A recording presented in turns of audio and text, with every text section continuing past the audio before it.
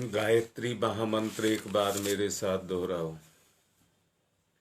ओम भूर्भुवः स्वः तत्सवितुर्वरेण्यं भर्गो देवस्य धीमहि धियो यो नः प्रचोदयात्।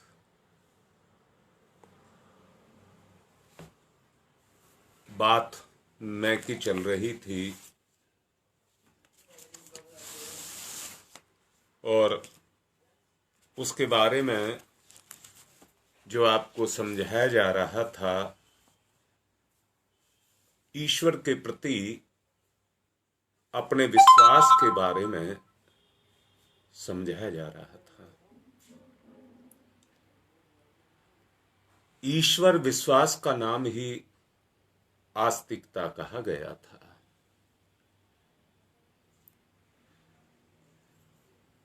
आप लोगों ने यह भी सुना होगा, यथा ब्रह्मांडे तथा पिंडे। जो ब्रह्मांड है वो ही पिंड है। जिस तरह से इस ब्रह्मांड के अंदर एक सूरज है,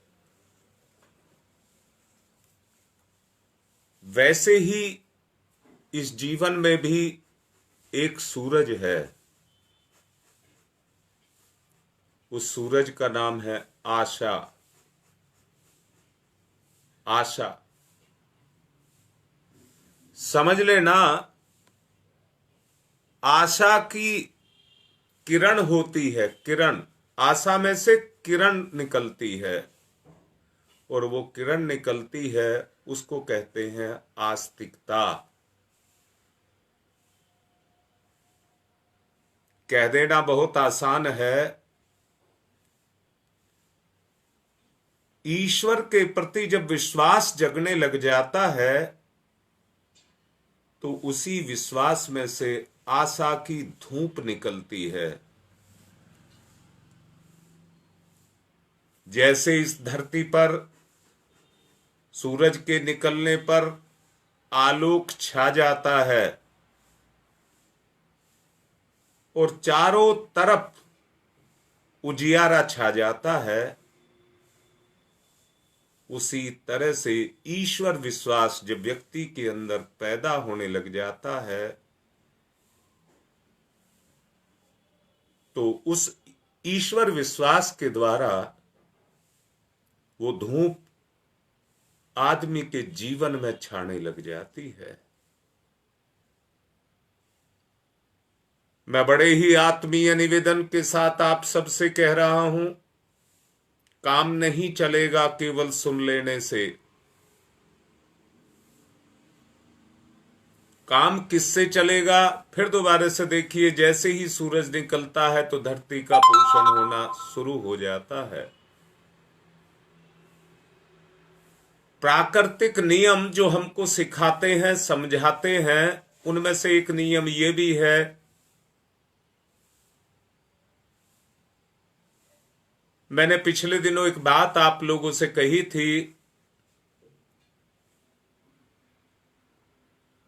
गुरु की कृपा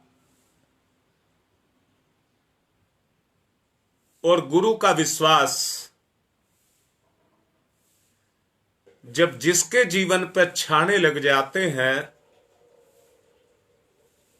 निरंतर उस जीव की रमण गुरु की चेतना में होने लग जाता है, या गुरु की चेतना कृपा बन करके, विश्वास बन करके उसकी चेतना पर छा जाती है। जब विश्वास में ये चीज जाकर के जितनी उतरती जाती है, जैसे सूरज की धूप इस ब्रह्मांड में जितनी समाती जाती है, उतना ही इसका पोषण होता हुआ चला जाता है। अगर आप भी अपना पोषण करना चाहते हैं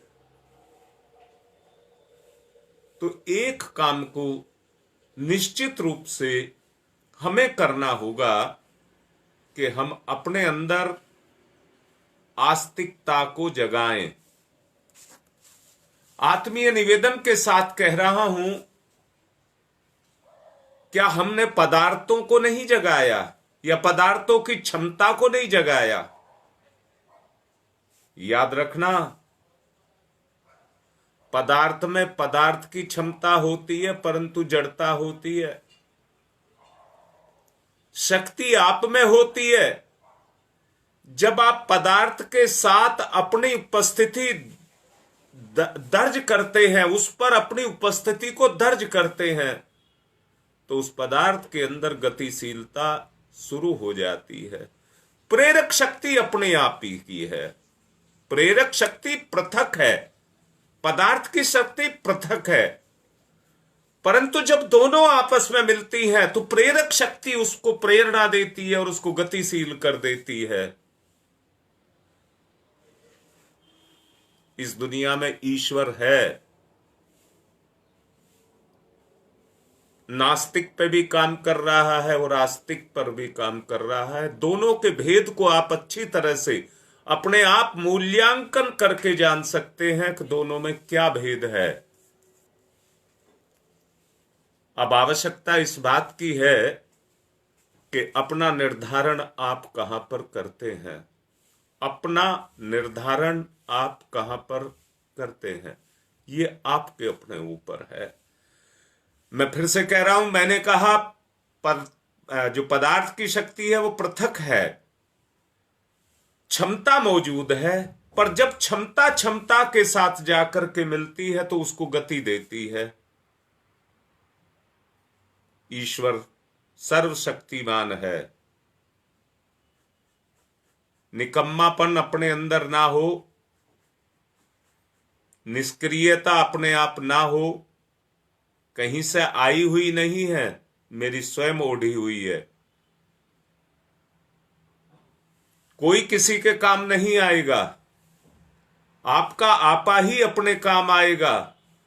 आप अपने आप को जितना परिष्कृत करना चाहते हैं, कोई आपको रोक नहीं सकता, आपको कोई रोक नहीं सकता।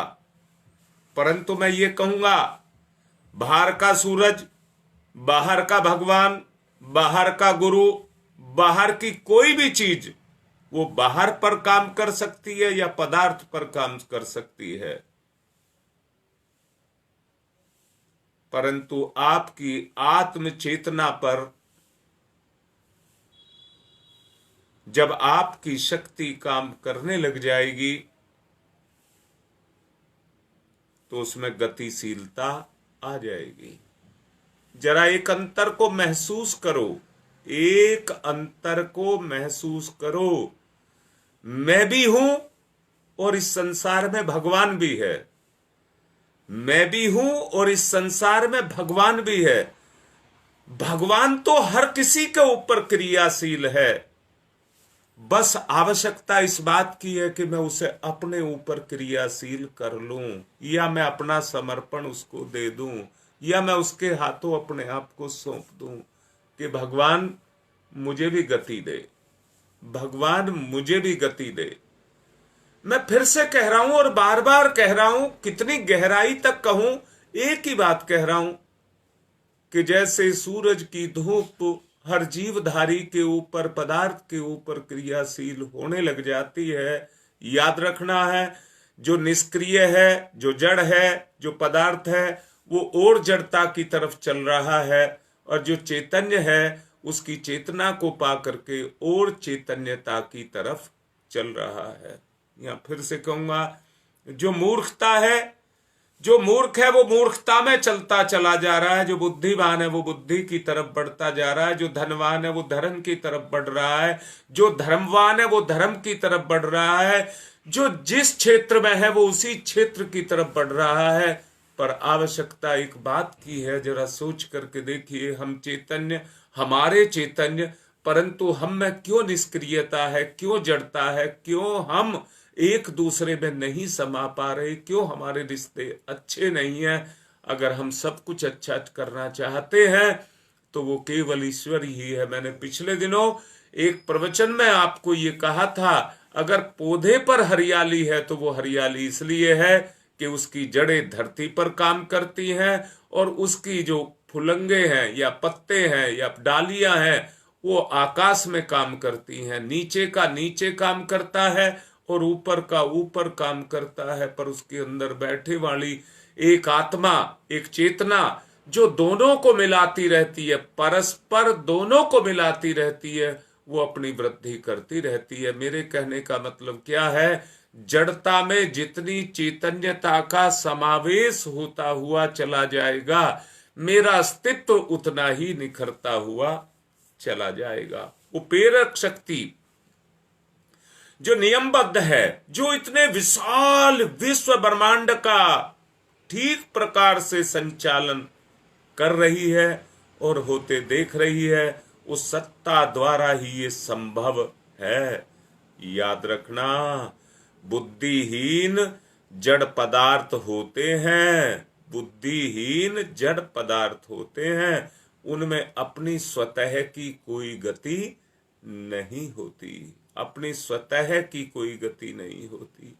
मैं तो यहाँ एक बात आपको कह रहा हूं, अंतरिक्ष में ग्रह नक्षत्र जो कुछ भी आपको दिखाई दे रहे हैं, क्या वो नियामक सत्ता उनके ऊपर अपने काम को नहीं कर रही है?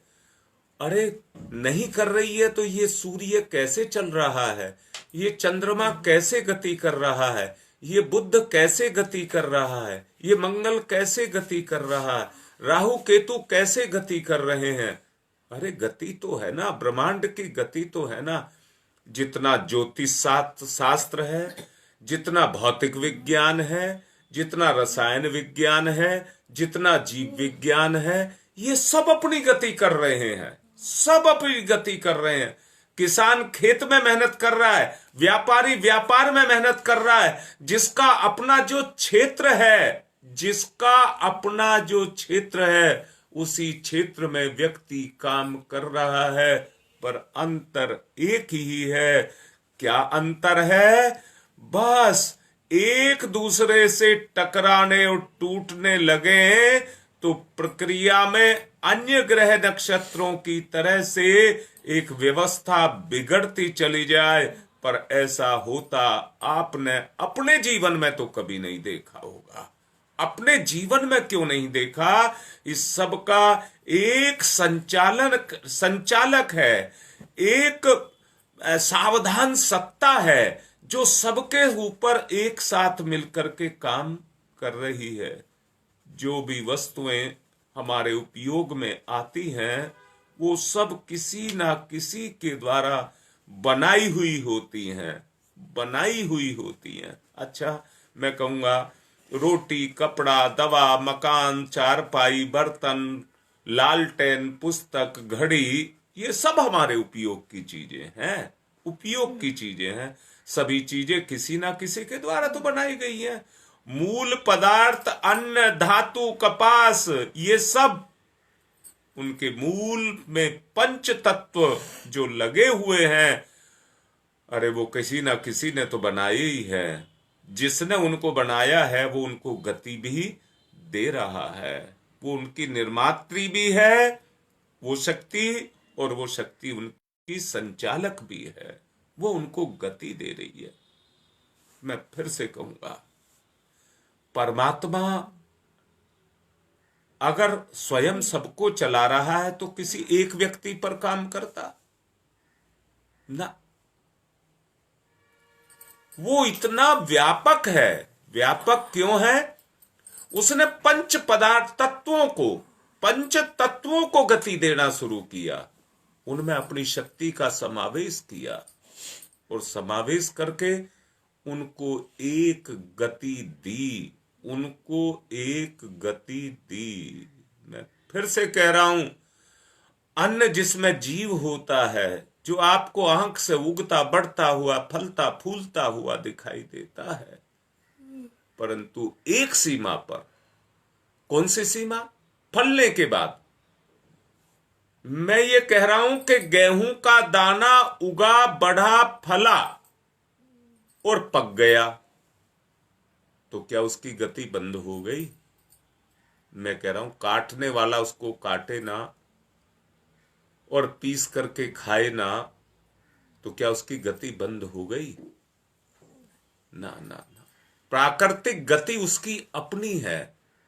जो प्राकृतिक गति है वो उसकी अपनी गति है, उसको कोई नहीं रोक सकता, उसको कोई नहीं रोक सकता।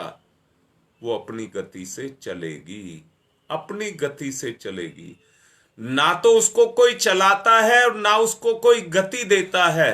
परंतु गेहूं को कोई समझदार व्यक्ति जिसके वो हाथ में आ जाता है, वो उसका सदुपयोग करता है। और क्या सदुपयोग करता है? चक्की में पीस करके अपने पेट को भरने के काम में लेता है। वो अन्न तो अपनी गति करा गया, अपने आप को मिटा करके। मैं फिर से बोल रहा हूं, एक मिटना तो वो मिटना है जिसको समय मिटाता, जिसको समय मिटाता। और एक मिटना वो है कि उस किसी समर्थ के हाथों में उसने अपने आप को दिया, और समर्थ के हाथ में देने के बाद में उसने उसका सदुपयोग किया। मिटा तो उसमें भी और मिटा उसमें भी, परंतु जब वो समर्थ के हाथों मिटा तो किस उसकी दुनिया को चलाने के लिए, भगवान की दुनिया को चलाने के काम आया, काम आया। अब मैं फिर से कह रहा हूं, स्थिति क्या है, मेरी सोच क्या है? मेरी सोच में वो सूरज नहीं निकला जो आस्था और विश्वास को अपने अंदर छुपाए हुए है। मेरी सोच में वो सूरज नहीं उग रहा। अगर वो सोच में सूरज उग गया होता तो मैं भी अपने जीवन को किसी समर्थ के हाथों में दे करके इसका वही काम करता जो वो चाहता। जैसे मैंने अन्न की बात कही कि जिसके हाथ में गया उसने उसका वैसा ही प्रयोग किया। और मैं भी आपसे ये कह रहा हूं, अन्न तो खाने के लिए ही उगा है, अन्न तो किसी के पेट में जाने के लिए ही उगा है। अब मैं कहता हूं, उस अन्न को खा करके पापी पाप करता है और पुण्यात्मा इस संसार में भक्ति करता है, तप करता है, दूसरों का भला करता है, पर अन्न एक ही होता है। मैं भी कह रहा हूं, आपकी आत्मा उस में से उस उद्देश्य को छांटे जिसके लिए बनाने वाले ने उसका निर्माण किया है, बनाने वाले ने उसका निर्माण किया है। मैं अभी आपसे कह रहा था, संपूर्ण विश्व संचालन ईश्वर की वो प्राण सत्ता जो इस संसार के ऊपर हर जीवधारी के ऊपर काम कर रही है। और अभी जैसा कह रहा था, बुद्धिमान बुद्धि की तरफ, ज्ञानवान ज्ञान की तरफ, किसान किसानी की तरफ, व्यापारी व्यापारी की तरफ, भोगी भोग की तरफ, रोगी रोग की तरफ, जिसकी जैसी वृत्ति है उसी की तरफ को चलता हुआ चला जा रहा है। अगर अपना भला हम चाहते हैं तो ध्यान पूर्वक एक चीज देखने की बड़ी आवश्यकता है। वो क्या आवश्यकता है? प्राणी जिस परिस्थिति में है और जिस परिस्थिति में उत्पन्न हुआ है उसके अनुकूल ही उसको ईश्वर ने साधन भी दिए हैं। यहाँ फिर से निवेदन करूंगा, मांसाहारी के लिए उसने मांस का इंतजाम किया है, फलहारी के लिए उसने फल का इंतजाम किया है, शाकाहारी के लिए शाक का इंतजाम किया है, चारा खाने वाले के लिए चारे का इंतजाम किया है, और अन्न को खाने वाले के लिए अन्न का निर्माण किया है। परंतु यही नहीं किया है, उसके अंदर उसने वैसा ही पाचन तंत्र भी पैदा किया है। पाचन तंत्र भी, सारी व्यवस्था उसने खुद जुटाई है, उसके भोजन की भी व्यवस्था जुटाई है और उसके शरीर में उसका सिस्टम भी लगाया हुआ है। बस मैंने अभी कहा कि जो समर्थ है अपनी सामर्थ्य उसमें डालता है और उसको अपने योग्य बना लेता है। मैं फिर से कह रहा हूं, भगवान ने पेट दिया है, हर व्यक्ति कमाता है, पर किसके लिए कमाता है? अपने पेट के लिए कमाता है, तन के लिए कमाता है, और उसको अपने उपयोगी बना लेता है, उसको अपने उपयोगी बना लेता है। मैं यहां फिर से कह रहा हूं कि ईश्वर ने हमें भी इस दुनिया में पैदा किया है, परंतु हम उसके लिए भी उपयोगी बने, उसके अनुकूल बने। और उसके अनुकूल बनने के लिए उसने हमें साधन भी दिए हैं, हमारे अंदर चेतना भी दी है। बस अंतर अब एक है कि चेतना में उस तरह की गति नहीं रह गई, उसके अनुरूप जो व्यवस्था है वो हमारी उसके अनुरूप नहीं है। मैं फिर से कहूंगा, जो हिम प्रदेश में पैदा होने वाले जानवर हैं, जीव हैं, उनके ऊपर भगवान ने बड़े बड़े बाल दिए हैं, परंतु जो गर्मी में पैदा होते हैं, उष्णता में पैदा होते हैं, उनको वैसा ही शरीर दिया है। जो ठंडक में पैदा होते हैं उन्हें ठंडक सहन करने की शक्ति भी दी है, और जो गर्मी में पैदा होते हैं उन्हें गर्मी को सहन करने की शक्ति भी दी है। यानी कि अनुकूल और प्रतिकूल की बात मैं आपसे कर रहा हूं। अगर उसने अनुकूलता दी है तो प्रतिकूलता को सहन करने की क्षमता भी उसने दी है। मैं फिर से ये कहूंगा, प्राणियों की उत्पत्ति और विनाश की प्रक्रिया का संतुलन एक ऐसा तथ्य है जिसे कोई भी विचारवान व्यक्ति झुठला नहीं सकता। वो अपने आप ही उस तरह के कार्य को करता रहता है। विभिन्न प्राणी अपनी अपनी संतान को उत्पत्ति भी करते रहते हैं और बड़ी तेजी से करते रहते हैं, परंतु जितनी तेजी से उनकी उत्पत्ति होती रहती है उतनी ही तेजी से उनका विनाश भी होता रहता है। यह मैं निवेदन करूंगा, उत्पत्ति करने में तो जो प्राणी है उसकी इच्छा लगी रहती है, उसकी इच्छा लगी रहती है, परंतु विनाश में किसी की इच्छा नहीं लगी हुई होती। वो ईश्वर सत्ता के अधीन है, वो ईश्वर सत्ता के अधीन है। दोबारा से बोल रहा हूं, जो भी संसार में जीव पैदा हो रहे हैं, मान लीजिए इस दुनिया में गाय बच्चे देती जा रही है, तो वो गाय की इच्छा पर निर्भर कर रहा है, परंतु अपने बच्चे को पैदा करके हल चलवाएगी, बैल बनाएगी या सांड बनाएगी, ये गाय के ऊपर निर्भर नहीं है। मैं फिर से कह रहा हूं, उत्पत्ति तो उत्पन्न करने वाले इस जीवधारी के हाथ में है, परंतु विनाश इसके हाथ में नहीं है। इस दुनिया में संतुलन की मैंने बात कही, बड़ी तेजी से शब्द लगा करके कह रहा हूं, बड़ी तेजी से इस दुनिया में उत्पत्ति का क्रम चल रहा है, परंतु विनाश के क्रम को कोई नहीं चला रहा। वो अपने आप भी नहीं चलता है, कोई ऐसा चीज नहीं है जो अपने आप चलता है, परंतु ईश्वर की सत्ता है, वो उस संतुलन को बनाती है, और संतुलन को बनाने के लिए जितनी तेजी से विनाश चलता है उतनी तेजी से उत्पत्ति भी होती है। दोनों बराबर, संतुलन उसी से ही बनता है। मनुष्य की 4-6 संतानें साधारणतया पैदा कर लेते हैं। सुअर और कुत्ते अपने जीवन में 150 बच्चे पैदा कर देते हैं। मक्खी, मच्छर, मछली, चींटी, दीमक, ये तो कई सौ अंडे एक बार में देती है। मुर्गी को ही देखिए, अपने जीवन में करीब 100 अंडे दे देती है, 100 अंडे दे देती है। ये उत्पादक क्रम विश्व के लिए एक संकट सिद्ध हो सकता है। यदि एक भी प्राणी की वो वंश वृद्धि निर्बाध गति से चलती रहे तो उसके बच्चे ही बच्चे इस धरती पर होकर के धरती पट जाएगी। इसलिए ईश्वर दोनों क्रम एक साथ चलाता रहता है, क्योंकि अगर वो उत्पत्ति चलती रही तो दुनिया में जीने के लिए जगह ही नहीं रहेगी। इसलिए दोनों क्रम वो चलाता रहता है। क्या चलाता रहता है? सृजन तो 24 घंटे चलता रहता है, परंतु कभी कभी रोग, युद्ध, दुर्भिक्ष, अभाव, ये स्थितियां भी पैदा होती रहती हैं, जो समझिए एक विशिष्ट अवसर होते हैं। रोग, विषाद, युद्ध, दुर्भिक्ष, निर्माण, ये सब प्रक्रिया धरती पर चलती रहती है। पर मैं फिर से कहता हूं, रोग अनायासी नहीं आते हैं, उनके पीछे कोई ना कोई शक्ति काम कर रही होती है।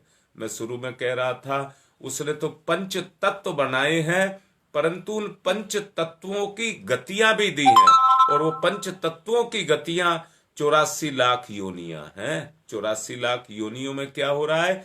अपने अपनी योनि के अनुसार हर कोई अपने जीवन की गति को कर रहा है। और मैं यहां फिर से कहूंगा, हर कोई उसमें से अपने जीवन के उन कर्मों को भोग रहा है जो उसने पैदा किए हैं, जो उसने पैदा किए हैं। जीव कर्म के बंधन में है, उन बंधनों से वो मुक्ति पाने के लिए छटपटा रहा है, और आगे बढ़ने की इच्छा। मैं इसमें ये कहूंगा, मैंने एक दो दिन पहले प्रवचन में भी आपको कहा था, बाकी सब तो जिस स्थिति में है उसी स्थिति में पड़े रहना चाहते हैं, पर एक इंसान का जीवन ही है, अगर उसका किसी भी तरह से चरित्र का हनन होता है तो उसकी अपनी अंतरात्मा उसको कचोटती है। जितने भी धरती पर जीव हैं, जितनी गुंजाइश उनके बीच में है, उतना अवसर जो प्रकृति रूपी माता है उस जीव को जीने के लिए देती है, परंतु जहां गुंजाइश नहीं होती है वहां दुर्घटना दुर्भिक्ष की तरह की स्थिति उसके जीवन में पैदा कर देती है। ऐसी आत्मा को अकाल समय में ही अपने शरीर को छोड़ना पड़ता है। मजबूरी कहिए या उसका अनुशासन कहिए, उसको छोड़ना ही पड़ता है। इस लोक और उस लोक का एक दोनों का आपस का संतुलन बनकर के चलता है। इसके अतिरिक्त तो दुनिया का और कोई मार्ग नहीं है, और कोई भी मार्ग नहीं है। जीवधारियों को संध्या पर ही नियंत्रण नहीं होना चाहिए, बल्कि उनकी परिस्थितियों पर भी नियंत्रण होना चाहिए। उन्नति अवनति, सुख दुख, लाभ हानि, संपत्ति विपत्ति, जीवन बुढ़ापा, संयोग वियोग, जीवन मृत्यु, उत्थान और पतन, उदय और अस्त, रात और दिन, सर्दी और गर्मी, ये उभय पक्षीय क्रम हैं जो दोनों एक दूसरे के साथ जुड़े हुए हैं। एक घटता है तो दूसरा बढ़ता है। ये क्रम सिस्टम से ईश्वर ने बनाया है, उसी आधार पर ये चलता रहता है, उसी के आधार पर ये चलता रहता है। आत्मिक निवेदन आपसे कर रहा हूं, अगर उस आधार को जो ईश्वर ने बनाया है, अगर उस आधार को हम सृष्टि का एक ऐसा क्रम बना करके हम उसके साथ जाकर के जुड़ करके चलें, तो जीवधारी की जो परिस्थितियां आज विपरीत बनकर के उसके सामने खड़ी हैं, अभी मैंने रात दिन अच्छा बुरा जो मैंने अभी आपसे बोला, ये आपके अपने ऊपर है कि किस क्षेत्र में आप अपनी गति को करना चाहते हैं। ये मेरी गति है, मेरी गति है। ईश्वर ने तो मेरे लिए वो कहिए मेरा अभिभावक कहिए, मेरा संरक्षक कहिए, मेरा जो भी आप उसको कह सकते हैं, वो बन करके किसको, उस गुण को धरती पर उतारा है जिसका सहारा लेकर के आप आगे बढ़ सकते हैं। पर ईश्वर क्या कर सकता है अगर आपने ही दीनता और हीनता की चादर को ओढ़ लिया है, लपेट लिया है, और दीनहीन बनकर के आप अपने जीवन को जी रहे हैं। ये अनायास आकस्मिक हेर फेर अगर होता रहता और परिस्थितियों के असंतुलन को दूर होकर के संतुलन कायम करने का क्रम अगर हमारा चल रहा होता, तो ये कार्य अपने आप नहीं, किसी विवेकशील सत्ता के नियंत्रण से ही संभव हो सकता है। पर क्या आप में वो शक्ति नहीं है? विवेकशीलता की वो शक्ति आपके अंदर नहीं है। हमारा निकम्मापन ही हमारा दुश्मन है। हमारा निकम्मापन और दुर्बुद्धि ही हमारा विनाश का कारण है। इसलिए मैं बहुत आत्मिक निवेदन के साथ कह रहा हूं, अगर अपने आप को आगे बढ़ाना है, अगर अपने आप को आगे बढ़ाना है, तो और कोई वो नहीं है। हमें उसको अपने अनुसार नहीं चलाना चाहिए, हमें उसके अनुसार अपने आप को चलाना चाहिए। और यहां मैं कहूंगा, ये सब कुछ जो टिका है वो केवल मेरी अपनी मनोदशा पर टिका है।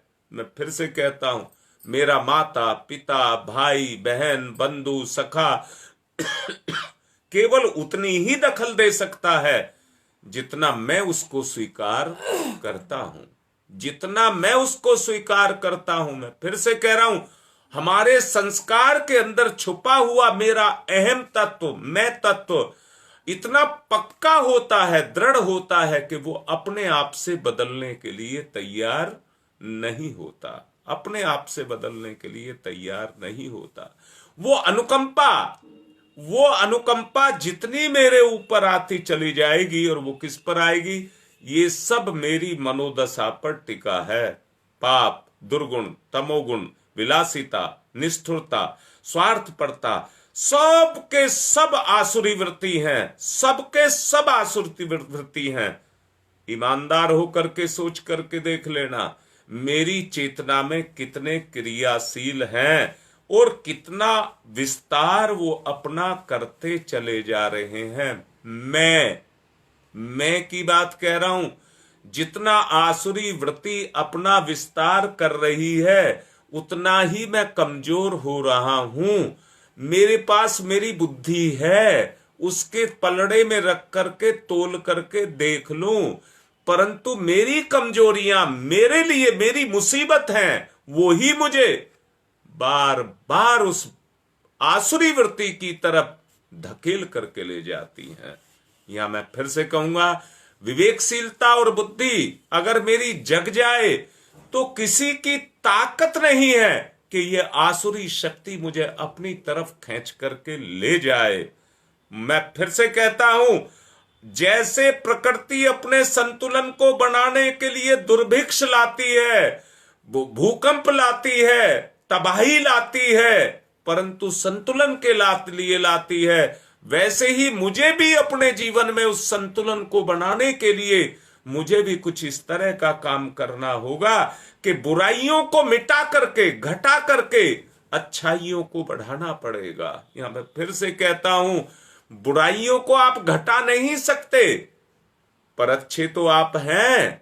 आप अच्छाई के साथ जुड़ जाएं तो बुराई अपने आप घटने लग जाएगी। बुराई को आपको घटाना नहीं पड़ेगा। सूरज निकलेगा तो अंधकार अपने आप चला जाएगा। लाठियों से पीटने पर भी अंधकार नहीं जाएगा, परंतु सूरज निकलेगा तो अंधकार जाएगा। इसलिए आशा की किरण अपने में लगाओ, आस्तिकता को जगाओ, विश्वास को जगाओ, और विश्वास को जगा करके उस परम चेतना आत्मशक्ति का वर्ण करो। अहम नहीं, मैं, जो मेरा अस्तित्व है, जो शिवोहम है, जो परमात्मा अहम है, जो आत्मा है, उनका आप अनुसरण करिए। अगर उस अनुसरण को आप करेंगे तो ये बुराई, कमी, पापाचार, दुष्टता, जो भी है, जो निष्ठुरता, विलासिता, स्वार्थपरता, ये अपने आप घटने लग जाएगी, अपने आप घटने लग जाएगी। सत तत्व अपने आप बढ़ने लग जाएगा, और जैसे जैसे बढ़ने लग जाएगा, मनुष्य महापुरुष के रूप में विकसित होने लग जाएगा। राम, कृष्ण, नरसिंह, बुद्ध, गांधी, ईसा आदि का अवतरण इसीलिए धरती पर हुआ कि बढ़ी चढ़ी हुई जो तामसिकता थी वो घट करके संतुलन में आई। ईश्वर ने उनको विशेष प्रतिनिधि अपना बना करके धरती पर उतारा। मैं तो कहता हूं, कौन क्या बना वो तो उंगलियों पर गिने हुए हैं, परंतु मैं तो अपने आप को कह रहा हूं कि मैं क्या बना। मैं दोबारा से कह रहा हूं, वो मेरे किस काम का है? वो किसी काम का नहीं है। मेरे अगर काम का है तो मेरा अपना आपा मेरे काम का है। दूसरे तो मेरे लिए इतिहास हैं, उदाहरण हैं, मेरे लिए पटरी है, जिनका अनुगमन करके मैं अपने आप को वैसा बना सकता हूं। इसलिए मैं आपसे पुनः पुनः पुनः पुनः पुनः पुनः निवेदन कर रहा हूं कि उस सूरज को, जो जैसे संसार में तो सूरज निकला, मेरे जीवन में वो तेजवान, श्रेष्ठ, तप तेजस्वी, न्यायकारी वो सूरज निकल करके आए, जिसमें मैं अपनी सत्ता के साथ न्याय कर सकूं। वो मेरी सत्ता के अंदर आए, मेरी तामसिकता मिटे, मेरा तमस मिटे, मेरे अंदर विवेक पैदा हो, मेरे अंदर बुद्धि पैदा हो।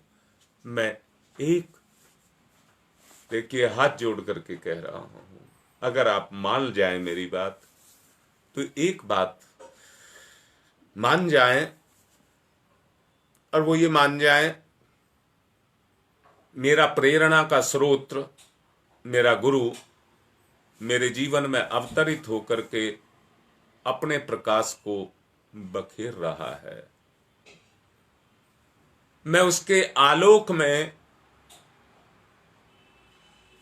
समाया हुआ हूं। मैं यहां फिर से कह रहा हूं, आप लोगों के घर में ओवन होगा, उसमें आग नहीं जलती है, जलती है तो कहीं और जलती है, पर उसके बीच में कोई सामान रख करके जब बटन को दबा दिया जाता है तो वो घूम घूम करके उसको सेक देता है। वैसा प्रभाव उस ओवन के अंदर पैदा होता है और उसके बीच में जो भी चीज रखी रहती है वो उस गर्मी को अपने में सोख करके स्वयं को गर्म कर लेती है।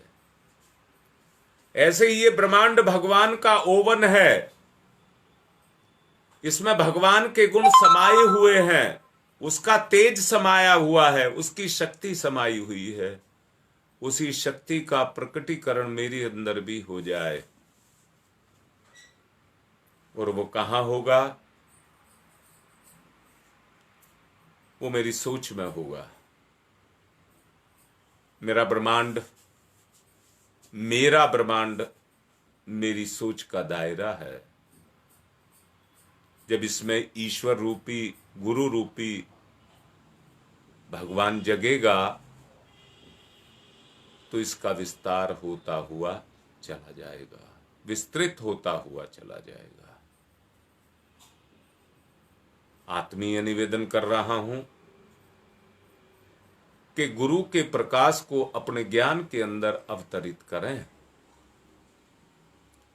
सृजन की उस प्रक्रिया के अंदर अपने आप को लगाएं। मैं आत्मिक निवेदन कर रहा हूं। देखिए, बार बार लगाता हूं उन शब्दों को, पता नहीं कितना प्रभाव पड़ता है, पर आत्मिक निवेदन करता हूं। रोग मैंने पैदा किए हैं, जड़ी बूटी भगवान ने दी है। बस अंतर भर इतना है कि मुझे ज्ञान हो जाए कि कौन सी जड़ी बूटी खा लूं और मेरा रोग दूर हो जाए। बस इतना भर आपको करना है कि वो ज्ञान पैदा कर लूं कि जिससे मेरा रोग दूर हो जाए। भगवान ने तरह तरह के परिवर्तन जलवायु के अनुसार दिए हैं, पर जैसी जलवायु दी है उसमें वैसे ही अन्न, साग, फल, फूल सब खिलाए हैं।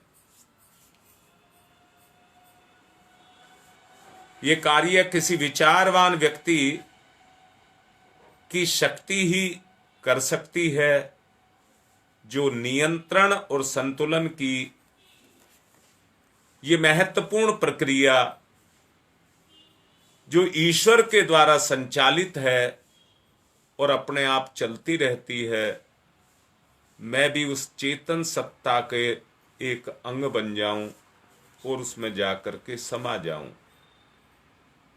उस ज्ञानवान चित्त को ईश्वर की शक्ति कहते हैं, जो हमारे ऊपर निरंतर अपने प्रभाव को छोड़ती रहती है। उसके अस्तित्व से इंकार करना ही उस सूरज का डूब जाना है। जो सूरज के होने को इंकार कर सकता है वो व्यक्ति वैसा ही हो सकता है। मुझे एक बात बताओ, सूरज निकल चुका है, जो अभी भी सोकर के नहीं उठा है, उस पर क्या सूरज काम करेगा? जो अपने जीवन की तैयारी सुबेरे उठ करके करते हैं और उसके उदय तक अपना समर्पण जप तप के रूप में करते हैं और अपने अंदर निखार लाते हैं, उसके प्रभाव को आत्मसात करते हैं, वो जीवन की उस प्रक्रिया के अंदर अपने आप को जो ईश्वर के द्वारा बनाई गई है उसमें अपने आप को निरत करते हैं। मैं ये भी देखता हूं कि ऐसे भी भक्त हैं भगवान के जो 12 बजे अर्घ देने जाएंगे मंदिर में। अब आप सोच करके देखिए, ढलने का समय आ गया सूरज का और आप अर्घ देने जा रहे हैं। सूरज अब निकला है, दीजिए अन्न, उसको अर्घ दीजिए। आप जो भी देना दीजिए। आप दे सूरज को रहे, बढ़ आपका रहा है। अगर अपने आप को बढ़ाना है तो उसको सहारा बनाइए और अपने जीवन में आगे बढ़िए। समय पूरा हो गया है। मैं बड़े ही अपनेपन के साथ उन सबको धन्यवाद दे रहा हूं जो कल कैंप लगा था आंखों का, उसमें 133 आदमी आए थे। 133 आदमी। 16 आदमी ऐसे निकले थे जिनको मोतियाबिंद था। मैं उस आयोजन करने वालों को भी और आने वालों को भी सबको अपनी तरफ से धन्यवाद दे रहा हूं। आपने सहयोग किया, समाज में से बुराइयां निकलें, संतुलन की बात अभी जो मैंने समझाई वो संतुलन बने, ऐसी प्रक्रियाएं, ऐसे अभियान हम चलाएं। इसके लिए आप सबके सहयोग की, आपके मूल्यवान समय की, आपकी बेशकीमती चेतना की आवश्यकता है। बस अपनी बात को मैं यहीं पर पूर्ण कर रहा हूं। सहयोग से सब हो सकता है। जब बिगड़ी हुई आंख ठीक हो सकती है, बिगड़ा हुआ स्वास्थ्य ठीक हो सकता है, तो बिगड़ी हुई बुद्धि क्यों नहीं ठीक हो सकती। सब कुछ हो सकता है। आवश्यकता आपके साथ देने की है। आप कितना साथ देते हैं। फिर दोबारा से कह रहा हूं, जैसे सूरज की धूप ब्रह्मांड को, वैसे ही गुरु की धूप जीवन को प्रभावित करे। सूरज तो बाह्य संसार को प्रभावित करता है, पर गुरु मेरे आत्मिक संसार को प्रभावित करता है। आप करेंगे, यही भाव रखते हुए आज की बात को संपन्न करते हैं। ओम शांति ही शांति ही शांति।